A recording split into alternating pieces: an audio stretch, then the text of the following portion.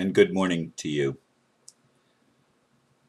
Let me say that I've been really rushed here since coming in from the meditation room this morning, and you'll understand why as I get into the topic for today.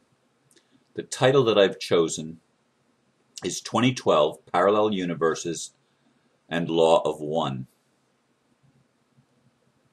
And the blurb that I wrote about between 10 and 15 minutes ago was, I cannot find it this morning with limited time, but yesterday someone sent or posted a video dealing with a question about the Illuminati that was posed to Bashar, a channeled entity. Bashar's answer to me advocated denial of the common ground of our human experience. The only thing that is real, he said, is what we think is real. There is no objective reality. It's all subjective. This is problematic to me, and here's why. And then just a short few minutes ago, I actually found the video. I did a Google search instead of looking for it on Facebook, which is where I was looking initially. And I actually am posting in the comment section where that video is located, so that you can listen to yourself. I started to listen just to a couple minutes of it just prior to going here this morning, just prior to the time to start. So I feel like I've been compressing my time this morning, just pushing it right up to the very moment of starting rather than sitting in silence for a few minutes as I usually do. But that video and one other event regarding the Republic are two things that my mind was bouncing back and forth between in meditation contemplation this morning, because they were two things that were bouncing back and forth yesterday, and I'm only going to deal with the one dealing with Bashar right now. The Republic issue will wait for another video. But Bashar seemed to be implying and advocating denial of the world that we live in. He was asked about the Illuminati, and he says, this channel will no longer deal with anything that is fear-based. And I heard people in the audience clap because they're the people in denial. Okay. There's a whole lot of people on this planet, spiritual people, that will not even acknowledge the Illuminati's dark role, will not acknowledge their own shadow, will not acknowledge negativity as it exists in our world, because to do so, they have the belief makes it real. And not acknowledging it somehow makes it go away. Maybe I'm hearing Bashar incorrectly. Maybe I'm not understanding the whole picture. Maybe I'm not seeing it all. But it sounds to me like one of the things that I have railed most strongly against in my life, and that is denial. I have long been and continue to be an advocate of holistic thinking, of the law of one, of unity consciousness, whatever you want to call it. I have been an advocate that the illusion is not what we experience. The illusion is how we identify ourselves within the experience. Are we separate from it, or are we connected to it? Bashar seems to be advocating that it's okay to define reality as I'm not connected to that. That is not me. That is not my problem. I don't have to deal with that. Now, I found a quotation that I think applies. And I thought of, this is one of the other things that I thought of at the last minute, and I just put it up, and it's by Gandhi. And I'm going to read it to you because I think it's very appropriate for what I'm dealing with this morning. Civil disobedience becomes a sacred duty when the state has become lawless or corrupt. Is that not our world? And a citizen who barters with such a state shares in its corruption and lawlessness. Every citizen is responsible for every act of his government. There is only one sovereign remedy, namely nonviolent non-cooperation. Whether we advertise the fact or not, the moment we cease to support the government, it dies a natural death. My method is conversion, not coercion. It is self-suffering, not the suffering of the tyrant. I hope the real Swaraj, which it means self-rule, S-W-A-R-A-J, and I may not be pronouncing that correctly, will come not by the acquisition of authority by the few, but by the acquisition by all of the courage to resist authority when abused. Coercion cannot but result in chaos in the end. One who uses coercion is guilty of deliberate violence. Coercion is inhuman.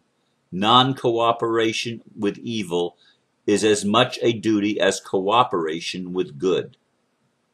Nonviolent action without cooperation of the heart and the head cannot produce the desired or the intended result. All through history, the way of truth and love has always won. There have been tyrants and murderers, and for a time they can seem invincible, but in the end they always fall. Always. That was Mahatma Gandhi. One of, in my opinion, Gandhi and Jung were the two most important figures of the 20th century, in my way of thinking. They were the prophets, if you will, of the 20th century.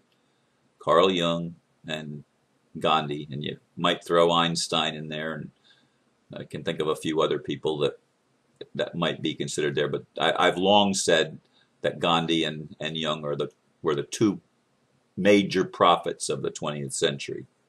But Gandhi's, I like the way that quotation ended. Tyrants and murderers can seem invincible.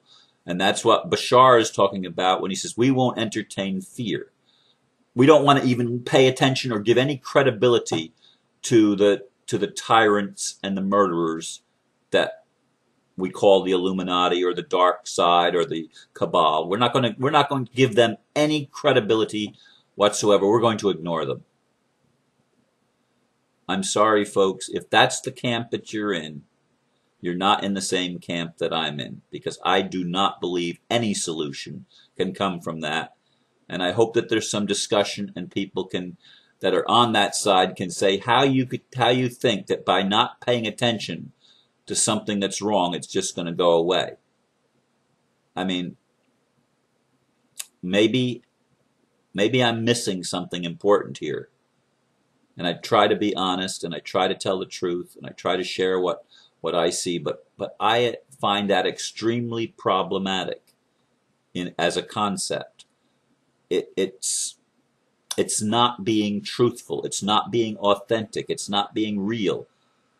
And without that genuine expression of what we're mutually experiencing, do I believe that there's a potential of parallel universes? Well, I wouldn't call them that. There are different arenas of experience, and we generally only experience them one at a time in a sequential manner. But that's my limited perception of how to explain the different worlds that we live in. There's more realities, of course, than just Earth. But there's only one Earth. Bashar says, which Earth are you talking about? Like there's more than one Earth. No, there's not. There's one Earth that we collectively, that are here right now, are experiencing. And to me, it's not only important, it's essential that we recognize the world for what it is, that we call it by its right name, that there are tyrants and psychopaths and sociopaths that have risen to power. There is a dark cabal. There is an elite that seems to be absolutely insane and focused totally on domination of the world and suppression and coercion of everything that they disagree with, and every one that seems to be the reality of the planet that we live on. It seems to me to be. And by not acknowledging that, we are in denial, we are in delusion, not illusion, we are in delusion. We are deluding ourselves that, well, I can make this go away just simply because I don't want to think about it, because I consider it negative and I'm not going to entertain negativity. It's not negative, it's what is. I think Bashar totally missed the point in his answer to the questioner. I thought the questioner was right on, and that the question that he was posing needed to be answered. And Bashar avoided and sidestepped the answer, completely refusing to answer it. Now, I'd like to hear what other people have to say about this, but this to me was bunk, was BS, that of what I heard being said.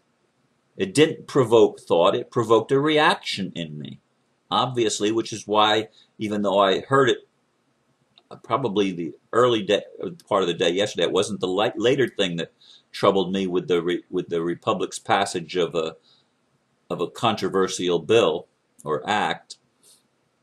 It was the Bashar thing that was still on my mind this morning in the meditation room. And part of what I meditate on, besides praying for the world and praying for different people that are on my prayer list, I always, every morning wonder, the question is there, what am I going to talk about this morning? And I pay attention to what thoughts flow, what comes. So I'm giving you a little bit of an insight into my process, because this is how I start my day, every day since January last year, not this year, last year, 2011. And it's become a pattern that's repeated 365 days a year, every day, 366 days this year. Anyway, these are my thoughts for this morning, and I'm not going to prolong anymore. It'd be really interesting to look at the dialogue that takes place both on Facebook and on YouTube this morning in regard to this question. And so I'm going to be paying attention as best I can. I have a lot to do today, but I'll do my best to look at some of the commentaries and perhaps involve myself in some of the threads as much as I can in between doing the work that I need to get done as far as some of the legal things that I have to work on. So I leave you with these thoughts this morning, and I thank you once again for listening, and I thank you even more for responding and giving me, how do you see it? Listen to the video and let me know how it affects you. It's a short one, by the way. Anyway, namaste. Thank you again for being in my world. Bless you.